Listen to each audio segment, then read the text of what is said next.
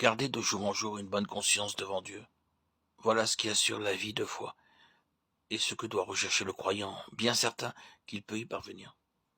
Dans les récits de l'Ancien Testament, nous voyons les croyants avoir par la foi l'assurance d'être agréables à Dieu. Hébreux 11, 4, 5, 6, 39. Dans le Nouveau Testament, ceci nous est présenté non seulement comme un commandement qui réclame obéissance, mais comme une grâce que Dieu lui-même accorde, pour marcher d'une manière digne du Seigneur et lui être entièrement agréable, fortifié à tout égard par sa puissance glorieuse. Colossiens 1, 10, 11. Afin que notre Dieu vous rende digne de la vocation et qu'il accomplisse par sa puissance tous les desseins bienveillants de sa bonté et l'œuvre de votre foi, de Thessaloniciens 1, 11, et qu'il fasse en vous ce qui lui est agréable, Hébreux 13, 21.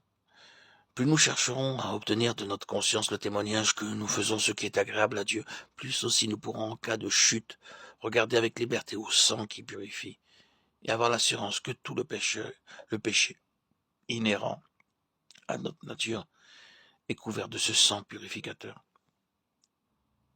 Le sang dont l'aspersion a été faite sur la conscience demeure sur elle et agit en elle par une puissance de vie divine qui ne connaît pas d'interruption, par la vertu d'un sacerdoce qui sauve complètement. Si nous marchons dans la lumière comme il est lui-même dans la lumière, nous sommes mutuellement en communion et le sang de Jésus-Christ, son Fils, nous purifie de tout péché. 1 Jean 1, 7.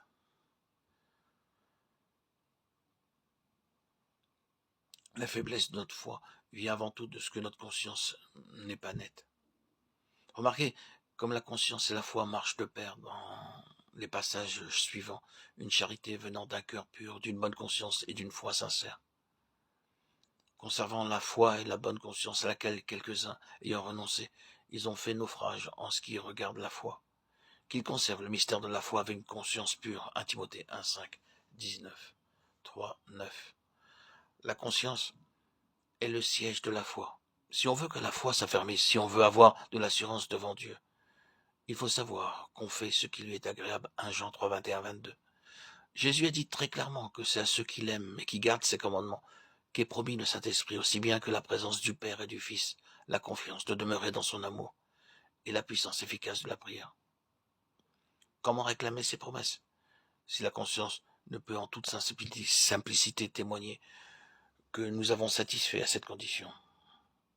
Avant que l'Église puisse s'élever à la sainte vocation d'intercesseur à laquelle Dieu l'appelle et réclamer l'accomplissement de ses promesses illimitées, il faudra que les croyants se rapprochent de leur Père, qu'ils puissent, comme Paul, en appeler au témoignage de leur conscience et savoir, comme lui, que par la grâce de Dieu, ils marchent avec droiture et sainteté.